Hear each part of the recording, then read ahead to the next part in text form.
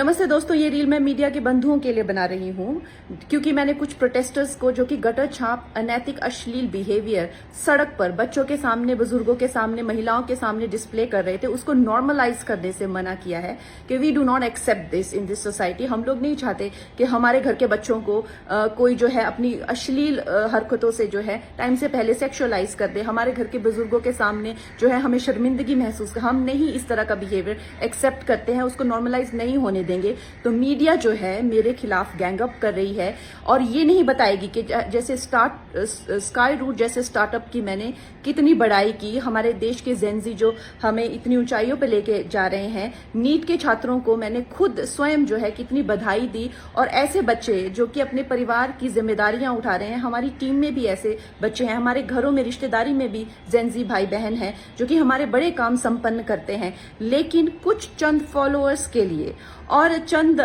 Comments के लिए और कुछ लाइक्स के लिए ये मीडिया वाले इतने ज्यादा बिक चुके हैं।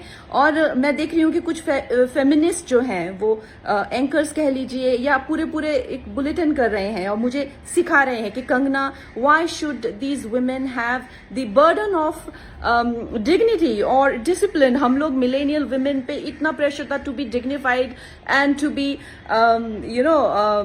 Disciplined, why do we have to give that burden to this generation. Excuse me, क्या आप अपनी बेटी को ऐसा सिखाएंगे?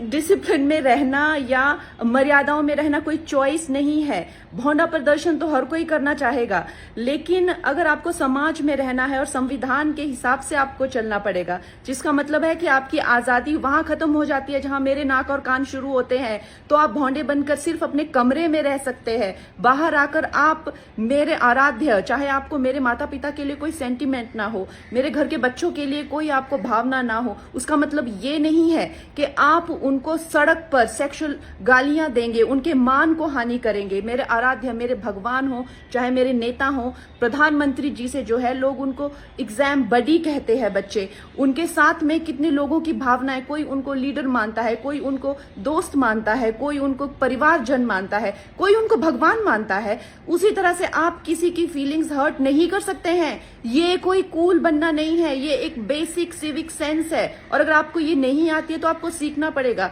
आप ये फेमिनाजी से प्रभावित मत होइए, अपनी जिंदगी बर्बाद मत करिए।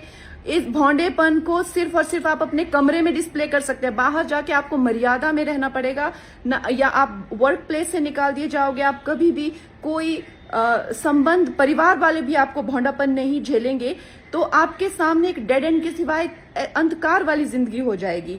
वैसे अगर देखा जाए तो साइंस भी कहती है कि ह्यूमन लाइफ का जो पर्पस है वो एवोल्यूशन है, और शास्त्र भी कहते हैं कि आप पुरुषोत्तम, जो सर्वश्रेष्ठ है पुरुषों में, उस एवोल्यूशन की तरफ जाइए। लेकिन ये फेमिनाजी आपको सिखा रही है कि आप एनिमलिस्टिक जाइए और आप अपने गले में ऐसा, मतलब आपके गले में पट्टा डाल रहे हैं कि आप एनिमल बनिए, आप एनिमल टेंडेंसीज जो है वो डिस्प्ले कीजिए और बिल्कुल आउट ऑफ कंट्रोल हो जाए, भौंडे हो जाए, ताकि आप जेल में पहुंचे।